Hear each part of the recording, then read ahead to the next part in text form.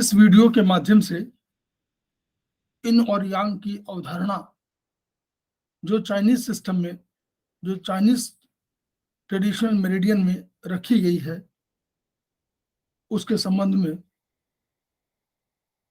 बताने की कोशिश की जा रही है। चाइनीज ट्रेडिशनल सिस्टम में इन और यांग की एक अवधारणा है जिस पर बहुत सारा ट्रीटमेंट निर्भर करता है। तो ये है क्या? ये प्रश्न है कि ये है क्या? तो प्रकृति या ताओ, प्रकृति को ताओ भी कहा गया है। तो प्रकृति या ताओ एक अविभाज्य संपूर्ण है, एकल के दृष्टिकोण से भी, एकत्व के दृष्टिकोण से भी और कार्यकारी शक्ति के रूप में भी। प्रकृति ने दो चल शक्तियों के माध्यम से अपने को स्पष्ट किया, एक इन है और दूसरी यांग है।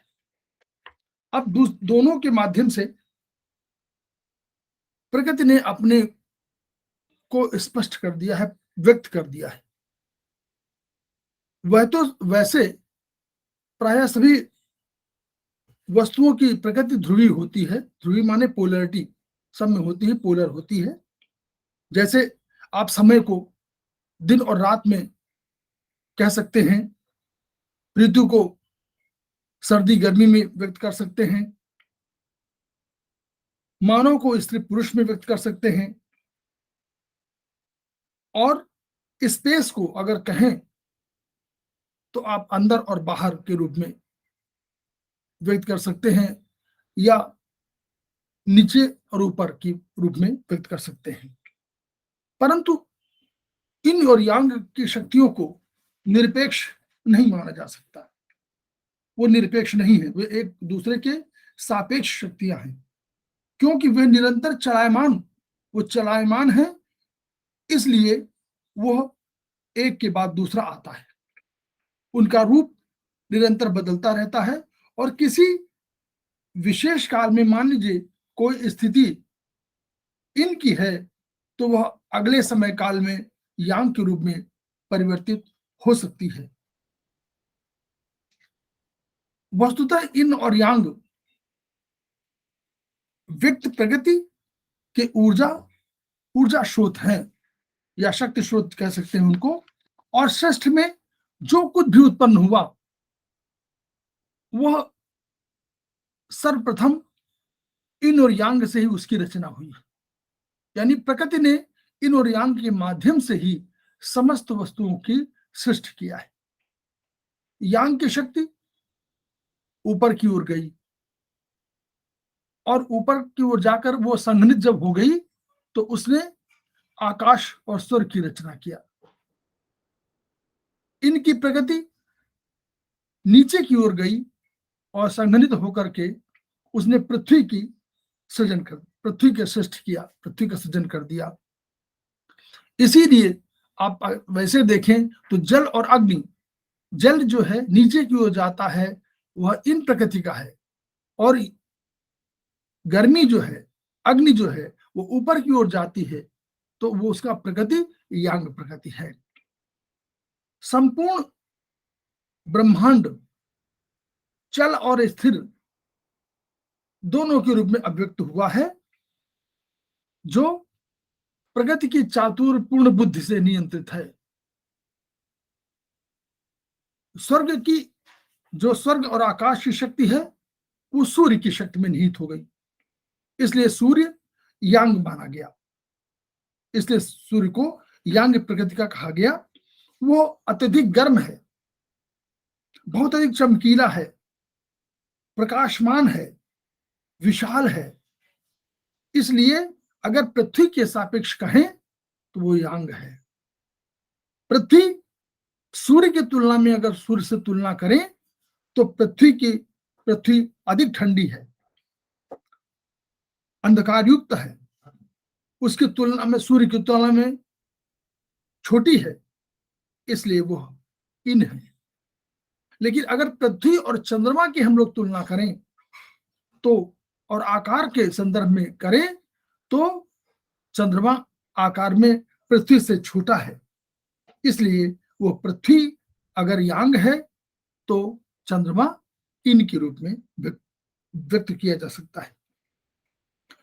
लेकिन जैसे आप प्रकाश को अंधकार से से अलग नहीं कर सकते, पृथक नहीं कर सकते, जैसे ऊंचाई को आप गहराई से पृथक नहीं कर सकते, सर्दी से आप गर्मी को भी पृथक नहीं कर सकते, वैसे ही न तो इन से यांग को पृथक कर सकते हैं और न यांग से इनको पृथक कर सकते हैं।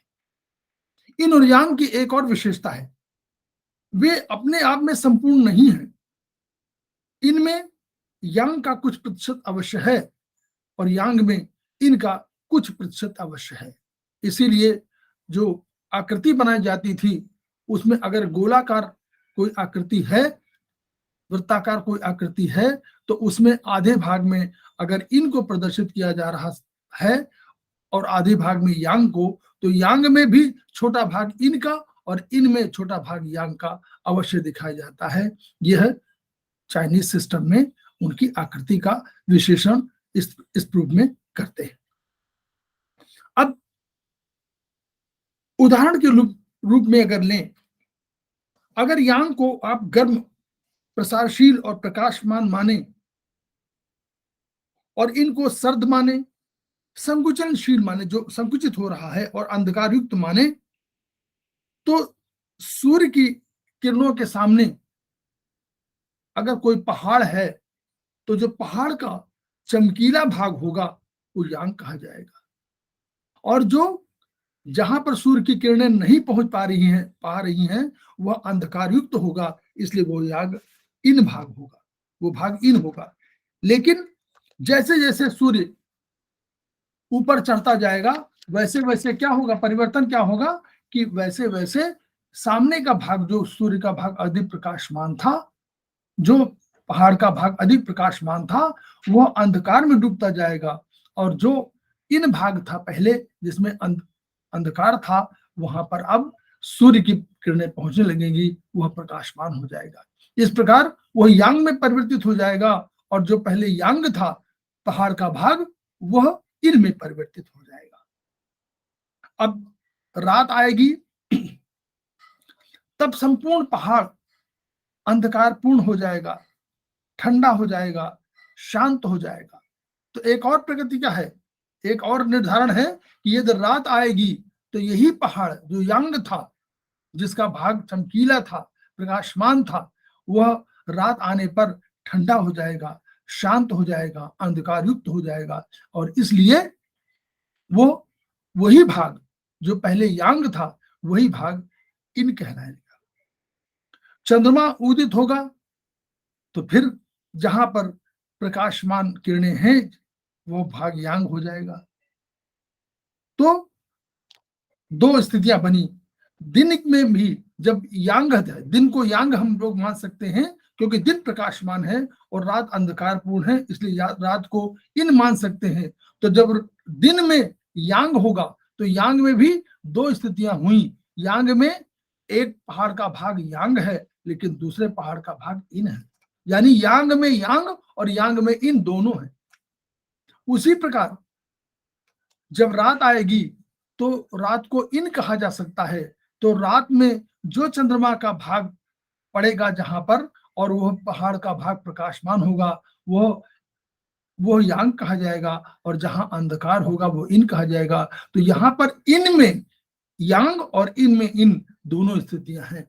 इस रूप में इसको कहा जा सकता है। तो एक इंग्लिश पोएम है,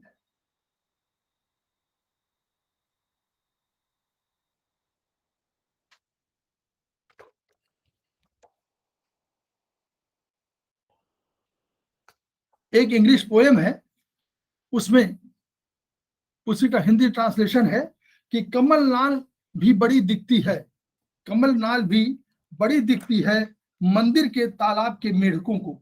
कमल नाल भी बड़ी दिखती है मंदिर के तालाब के मेढकों को, जबकि हाथी भी छोटा दिखता है, जबकि हाथी भी छोटा दिखता है एवरेस्ट के देवताओं को। तो क्योंकि प्रत्येक वस्तु चलायमान है, इसलिए सभी प्रक्रिया एक चक्रीय है। चीनी दर्शन में कारण और प्रभाव को अलग अलग नहीं रखा गया। ये नहीं कहा गया कि इन और यांग में कौन कारण है और कौन प्रभाव है। उदाहरण स्वरूप, दिन रात को जन्म नहीं देता और न अंधकार प्रकाश को जन्म देता है, वरन दोनों एक दूसरे के बाद आते हैं। यानी इन के बाद यांग आता है और यांग के बाद इन आता है।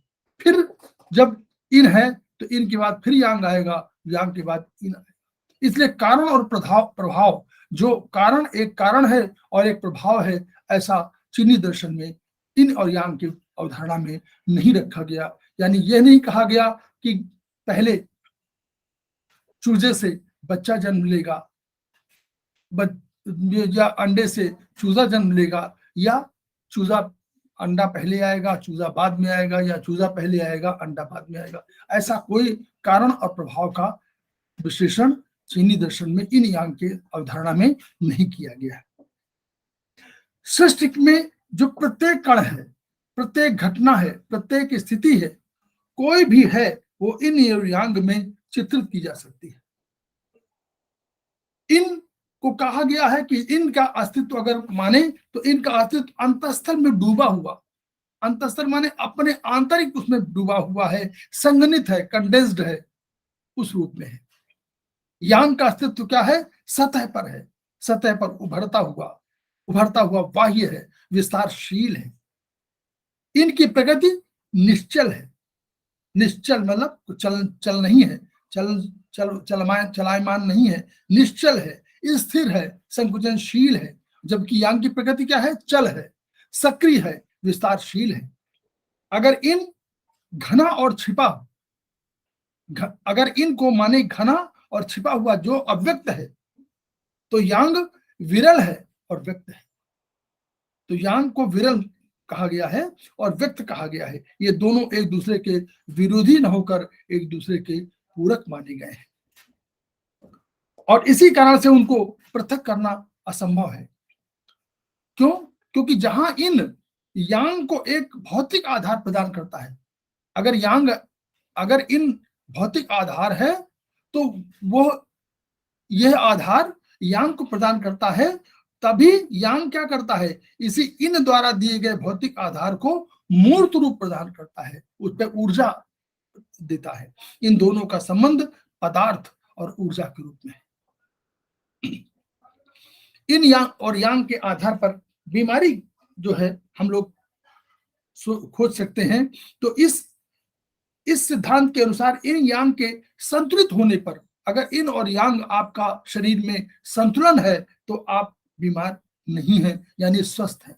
और अगर इन और यांग के बीच में असंतुलन है, कमी या अधिकता है, तो ये बीमारी का लक्षण है। विपरीत परिस्थितियों में या परिवर्तित परिस्थितियों में मानव द्वारा इन और यांग में संतुलन बनाना ही बीमारी से लड़ने की उसकी क्षमता जो है, उसका द्योतक है। क्षमता उसकी आकलन तब होगा जब वो इन और यांग के बीच में संतुलन बनाने की कोशिश करेगा। तो अनेक गतिविधियों का अगर वर्गीकरण हम लोग करें तो पाएंगे कि पृथ्वी अगर इन है तो सूर्य यांग है, चंद्रमा अगर इन है तो पृथ्वी यांग है, चंद्रमा इन है और सूर्य यांग है, रात अगर इन है तो दिन यांग है, अंधकार अगर इन है तो प्रकाश यांग है, दाएं इन है तो बाएं यांग है, अंधकार इन है तो प्रकाश यांग है, स्थिर इन है तो चलायमान यांग है, ऋणात्मक अगर इन है तो धनात्मक यांग है, स्त्री अगर इन है तो पुरुष यांग है, अगर कोमल इन है तो कठोर यांग है, अगर शांत इन है तो क्रोधी व्यक्ति यांग है, अगर भारी इन है तो हल्का यांग है, भौतिक पदार्थ अगर इन है तो सूक्ष्म भाव जो है वो यांग है, और अगर भाव और विचार इन है तो प्रतिक्रिया अभिव्यक्ति ये यांग है, और आराम अगर इन है तो यांग श्रम है, सघन इन है तो विरल यांग है, नीचे अगर इन कहा जाएगा तो ऊपर को यांग कहा जाएगा। छिपा अव्यक्त जो है वो इन है तो यांग व्यक्त होगा। अगर सुस्त को इन कहा जाएगा तो चुस्त को यांग कहा जाएगा। अगर निर्बल को इन कहा जाएगा तो बलवान को यांग कहा जाएगा। अगर अंदर की बात होगी इन होगा तो बाहर यांग होगा। अगर गहरा होगा इन तो छिछला जो होगा वो यांग होगा। अगर सर्दी इन है तो गर्मी यांग है। अगर मृत्यु इन है तो जन्म यांग है। अगर पदार्थ इन है तो ऊर्जा यांग के रूप में है।